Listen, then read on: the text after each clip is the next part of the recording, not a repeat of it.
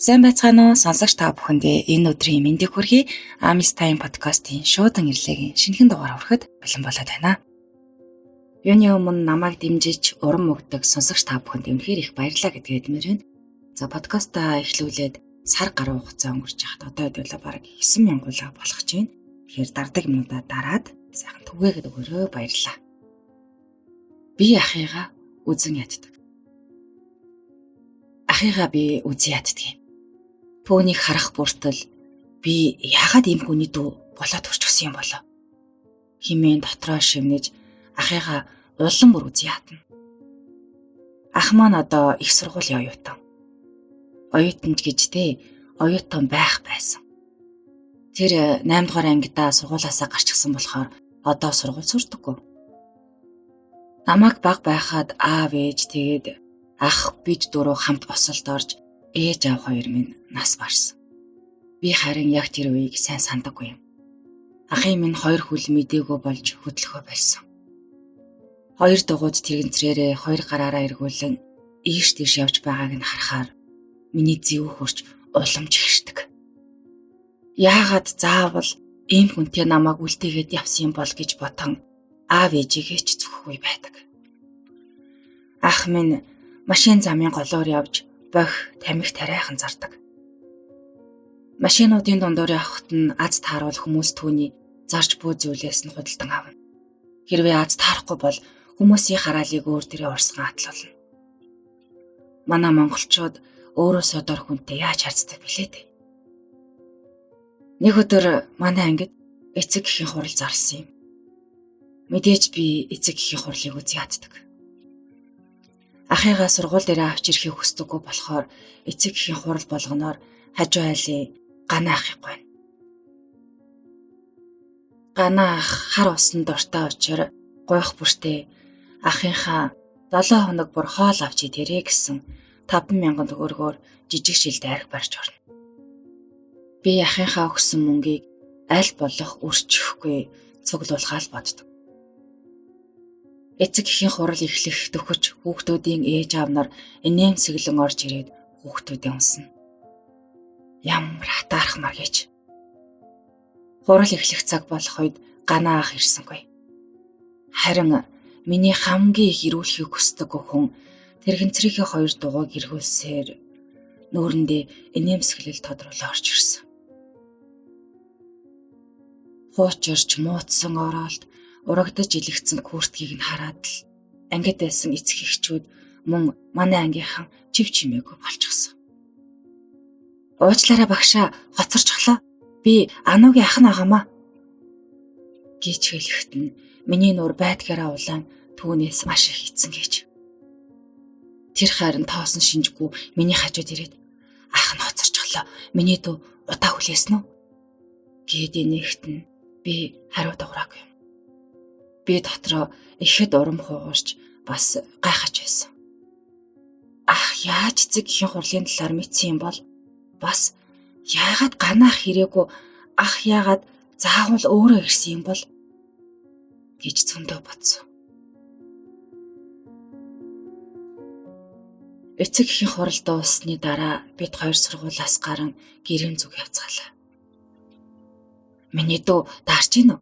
Ахынхаа оролтыг зүүчих гэд халтайсан оролтоо хүзүүнд нь зүүлэх гэж зүтх үед нь би тэсэлгүй. Та ямар ядаргаатай юм бэ? Яагаад ирж байгаа юм? Би таныг харахыг хүсэхгүй байна гэж хэлээд оролтыг нь газар авч идээд төрүүлээд гүйчихсэн. Ах нэрээр минь араас зөндөө дуудсан ч би түүнийг үйлтөө урагш харанл гүгээд байсан. Гэртээ орохоос өмнө хажуу хашааныхаа ганаа ахтад харахад нийл арх өндөртүүлчихсэн явж байсан. Миний өдөөс шаралсан шүдгээрээ ярцсан инээж. Хөө ахын дөө эцэг эхийн хурал нь хизээ гэлээ. Гэхдээ би хариуч хэлэлгүй шууд гэрлүүгөө явж орсон юм. Өөрийнхөө жижигхэн Монгол гэртээ ороод би ширээн дээрээ зүгээ тавих үедээ анзаарсан юм. Ах минь миний ширээн дээр үлдээсэн эцэг эхийн хурлын тухай тэмдэглэсэн жижигхэн цагаан цаасыг хараад ирсэн байж. Утсан жигүй хашааныхаа алга онгойхон сонсогдож ах орж ирлээ. Төвний халтайсан хувцс нь шороонд хөрвөөснүү гэлтэй. Бөөрчлөө халтаас харагдана. Бодвол миний шидсэн ороолтыг авах гэж тонгоож агаад унсан бололтой. Маргааш нь хичээлдээ ирэх үед манай ангийн хүүхэд надад ирээд "Хөөе, танаа ах чинь Тариншаанд амьдардаг юм уу? Бас хүлгүй юм уу?" гэж доогтлоход ангийнхан ч дагаад пэр хөвтлээ нээсэн. Энэ үед миний ахыгаа гэсэн үзэн ядалт бүрч илүү нэмэгдэж зүгээр л ахыгаа дахиж хармааргүй санагдсан. Эндээс хойш би ахтайгаа юу ч дуурхаа байсан юм. Ах руугаа харах үед ах минь над руу өнөөхөл янзаараа инээмсэглэн. Түүний тэр инээмсэглэл зүгээр л маш онцгүй. Би ахтайгаа дуурахгүй байх хугацаанд байдгаараа мэрийн хичээлдээ улам илүү анхаарч мөн нэг жижигхэн хүнсний дэлгүүрт худалдагч хийж эхэлсэн. Яагаад вэ гэвэл би ахаасаа хурдан салж тусдаа гарахыг юунаас илүү хүсэж байгаа мэн юм. Энэ ирчээрээ би 3 жилийн өөрийг үзэж эцэст нь 10 жилээ төгсөөд их сургуульд өндөр оноотойгоор орж тэтгэлэг хүртэл авч чадсан. Мөн би энэ хугацаанд цуглуулсан мөнгөөрөө хажуу өрөө түрээслэн тусдаа гарахаар байсан юм. Өмнө гарч жижигхэн гэртээ ирэх үед ах минь хоол хийчихсэн аль чадлаараа ширээ заачихсан сууж байсан. "Өө, ахын дөө ирээ юу? Алив суучих. Миний дүү их сургуульд орж чадсан гэсэн байхаа. Мундаг шүү ахын дөө. Ойлаа тэмдэглэнэ." Гэхдээ ягаад ч юм ерөөсөө магтуулсан санагдаагүй. Би чив чимээгүй очиод халтаасан чимдаанаа орон доороосоо гархан хувцс хунараа баглаж эхлэхэд ах минь гайхаж "Миний дүү хайжчих жаа юм?" гэж асуухт нь "Шинэ гэрлүүгээ харьлаа. Өнөөдрөөс би энд амьдрахгүй" гэж хэлээд хаалга руу зүглэх үед ах минь ахиж юу ч тохирсонгүй. Хоошоо хальт харих үед тэр өнөөхөл янзаараа өөрийн хөл босон тэрэгэнцэр дээрээс сун над руу харж байсан юм. Би ч гэсэн гараад л явчихсан. Шин түрээсийн өрөөндөө ирэхэд гэрээс минь хамаагүй тохилог бас тухтай санагдаж байсан. Үүнээс хойш би ахаасаа холбоогоо тасалж, найз залуутай ч болж, сургуулийнхаа шилдэг оюутанч болж сайхан амьдарч эхэлсэн. Дугаараас өссөн болохоор ах над руу залгаж чадахгүй. Мөн төрөсөлж байгаа байрныхаа хаягийг ч зааж өгөөгүй болохоор тэр олж ирч чадахгүй. Нэг өдөр хуучин хашааныхаа дэрвдүүр өнгөрөх болж ахыгаа яаж амьдарч байгааг хармаар санагдсан юм. Хашааны завсраар тонгоо харвал хуучин Монгол гэр бах байдгаараа л харагдана. Хашаан доторхыг бүр сайн тойруулан харвал хашааны болонд ахын минь зэвэрсэн тэрэгэнцэр харагдах нь тэр. Би ч дотроо битүүхэн гайхаж байлаа. Шин тэрэгэнцэр авсан юм байх та. Тэрэгэнцрээ гаргаад тавьчихсан байх чинь. Ингэж бодож зогсдол гинэт хойно хин нэгэн нуруунд хүрэх шиг болоход хойс цочин харвал манай хажуу хашааны ганаах зогсож байлаа. "Сайн уу дүү? Ойрд үзэгсэнгүй шүү" гэд жомолцох үед нь би "Тийм ээ" гэж хариулсан. "Яасан? Ахыгаа дурсахаар ирээ юу?" Гэхдээ би гайхаж "Дурсахаар гинэ" гэж асуувал ах минь 2 сарын өмнө өвд болчихж. Дотор минь яагаад ч юм ямар нэгэн зүйл баацах шиг мэдрэгдэх үед би өөрийгөө ихэд гайхаж байсан юм. Яагаад юм сонин мэдрэмж мэдрээд байна гэж. Юунаас болж нас барсныг нь асуувал намайг явснаас хойш ахын минь зүрхэн өвддөг болж. Намайг явснаас хойш ч биш, намайг явахаас өмнө өвддөг байж. Тэгээд унтаж байх үедээ өвд болчихсон гин. Миний хоолой ягаад ч юм ихэд зингэрч байлаа. Хуучин муу умгар гэрлүүгээ орохоор шидэж явж арвал танил өнөр хамар синхитэл үнэртгэн тэр. Гэрээ нэг бүтэн тойруулж хараад ахынхаа орлоо зөвхлөө. Доторх нь яг л хуучин шигээ байв. Орон дээр нь суувал зэвэрсэн бүшин урдын адил чих өвтгөн чихрэх чимээ гаргаж байлаа.